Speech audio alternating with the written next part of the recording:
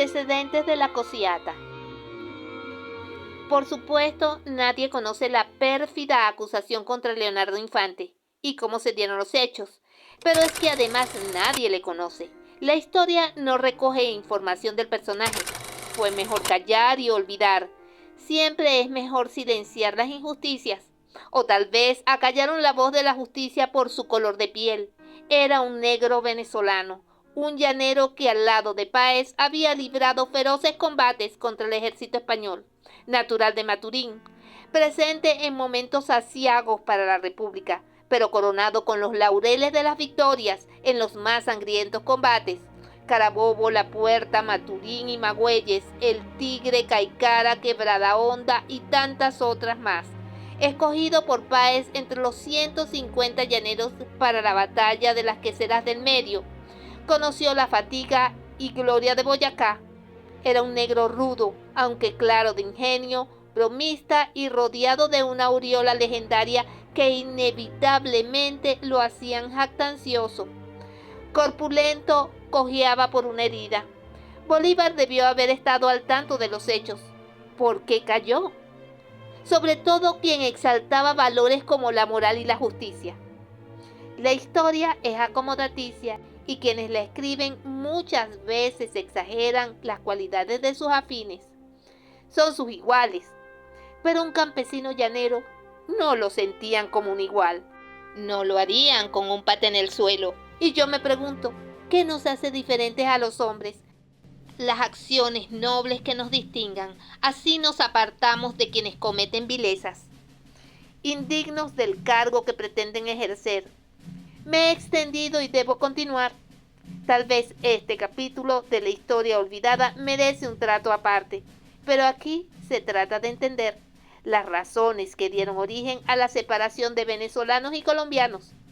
Resumiré el hecho, pues este incidente tuvo mucho que ver con las decisiones posteriores de José Antonio Páez, la llamada Cosiata, en franca rebeldía al poder central en Santa Fe de Bogotá y que ostentara Francisco de Paula Santander, el movimiento con que le endilgan a Páez el injusto calificativo de traidor.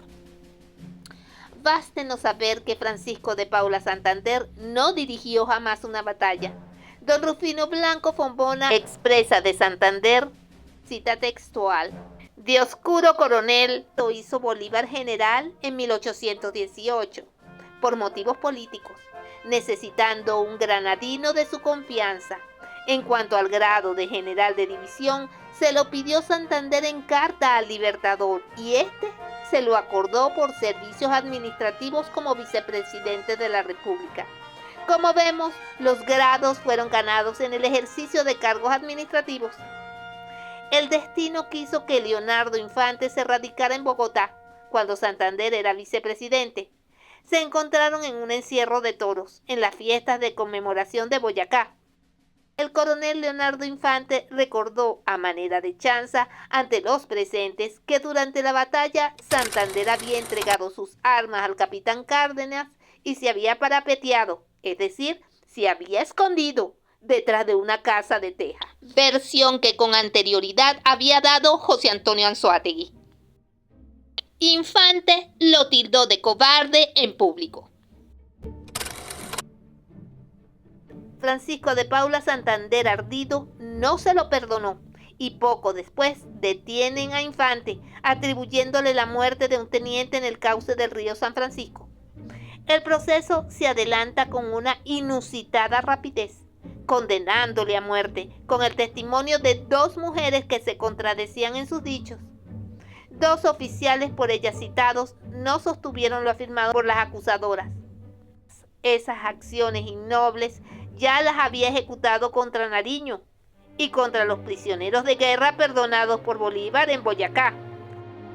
Miguel Peña, que después de estos hechos viajara a Venezuela y se ofreciera de asesor a José Antonio Páez, jurista y ministro de la Corte, junto con su homólogo Mauricio Encinoso, votaron por la absolución de Leonardo Infante. No existían pruebas de la presunta culpabilidad, pero se movieron los hilos de los santanderistas para condenar a Infante a la pena de muerte, rencorosos rábulas que debían complacer a quien anhelaba el patíbulo para Leonardo Infante. y hubo patíbulo. Lo mismo se pretendía contra el general Páez, y finalmente también su perfidia alcanzó a Bolívar en el intento de asesinato. Hombre calculador Francisco de Paula Santander. Sigo investigando y me encuentro con que el general José Antonio Anzoátegui, venezolano, con apenas 30 años, muere repentinamente en el año 1819. Para entonces vivía en Pamplona, Colombia.